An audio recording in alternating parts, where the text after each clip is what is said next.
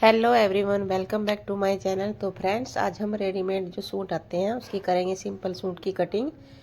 और इस तरह से अगर कटिंग करोगे तो ना ही तो आपका गला पीछे जाएगा और ना ही कंधे गिरेंगे।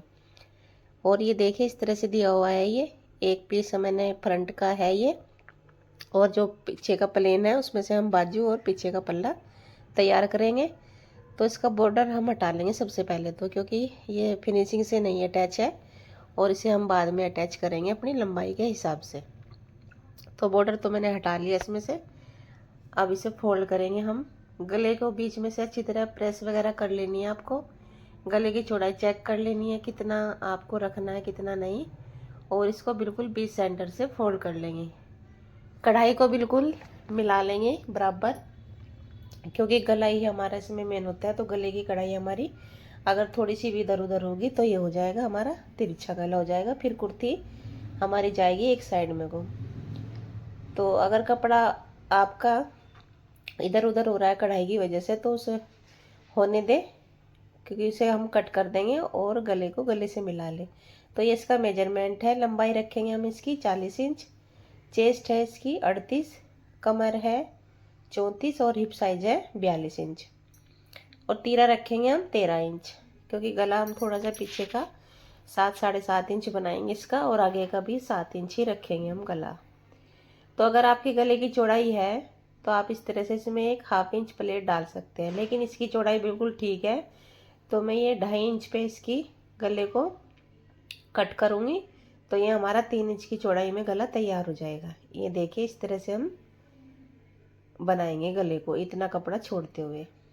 तो इतना कपड़ा अगर छोड़ के बनाऊँ तो ये पूरा 2.5 इंच आ रहा है, तो मैं इसी तरह से इसमें बना लूँगी। और अगर पूरा गले की कढ़ाई तक आपको बनाना है तो यहाँ पे फिर आपको हल्की सी प्लेट डालनी पड़ेगी। तो अब इसका तीरा रखेंगे हम 6.5 इंच, और आर्म होल रखेंगे 7 इंच। यहाँ से आधा इंच बढ़ा लेंगे लंबाई में आर्म होल को। यहाँ से भी 6.5 इंच पे निशान लगा लेंगे और इस निशान को कर लेंगे सीधा 7 इंच तक। अब ये जो आगे की लाइन है ये हमारी चेस्ट की लाइन है। यहाँ पे हम चेस्ट का निशान लगाएंगे और 1/2 इंच मैंने अंदर की तरफ एक तिरछा निशान लगा लिया आर्म होल का। ये जो हमारी अंदर की गोलाई होती है उसकी आर्म होल की, तो ये मैंने थोड़ा अंदर की तरफ लगा लिया थोड़ा सा तिरछा करके। और यहाँ से मैंने कोने से निशान लगाया 1 इंच का, और चेस्ट का निशान लगाया 9.5 और 2 इंच ले लिया मार्जिन। अब आर्म होल की जो लाइन थी 7 इंच की, उसका हमने हाफ करके इस तरह से गोलाई कर देनी आर्म होल की शेप की। ये हमारी फ्रंट की है शेप। और जो आगे के पल्ले की गोलाई वो हम आधा इंच बढ़ा लेंगे। तो यहाँ पे की है मैंने 1.5 इंच पे गोलाई। जो हमने निशान पहले लगाया था वहाँ से 1.5 इंच का है ये। अब हमारी कमर का निशान लगाऊंगी मैं 14.5 यहाँ पे, और कमर है 34, तो इसका 4th हिस्सा आएगा हमारा 8.5 इंच। 2 इंच यहाँ पे भी मार्जिन ले लेंगे। अब हिप का हम ऊपर से निशान लगाएंगे 21 या 21.5 पे। तो ये निशान लगा के यहाँ से अगर कमर से चेक करें तो ये 7 या 6.5 पे आता है निशान। और हिप का ले लेंगे हम 10.5, और यहाँ पे रखेंगे मार्जिन को 1.5 इंच। यहाँ ज़्यादा मार्जिन की ज़रूरत नहीं है। अब पूरा देख लेते हैं नाप के कितना। तो ये 12 इंच आ रहा है। 12 इंच ही हमने पल्लों का निशान लगा लिया नीचे, और इन दोनों निशानों को हम सीधा कर देंगे यहाँ से यहाँ तक का।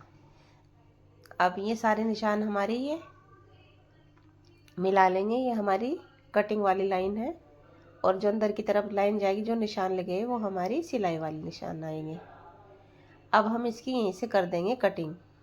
जो हमने निशान लगाए सेम इसी पे हम इसकी कटिंग करेंगे। पहले मैं बैक आर्म होल है उसकी कटिंग कर रही हूँ, क्योंकि अभी हमें बैक का भी पल्ला निकालना और इसी को रख के हम निकाल लेंगे। ये देखिए, बैक के लिए मैंने बिछा लिया कपड़ा जितना हमें फोल्डिंग में चाहिए था, बिल्कुल एक सार करके बिछाएंगे, कहीं भी सलवटे और झोल वगैरह ना हो।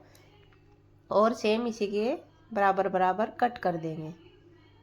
कोई भी इसमें घटाना बढ़ाना नहीं है। बाद में हम फ्रंट की कटिंग करेंगे आर्म होल की। तो अभी तो हमें बिल्कुल बराबर कट कर देना है।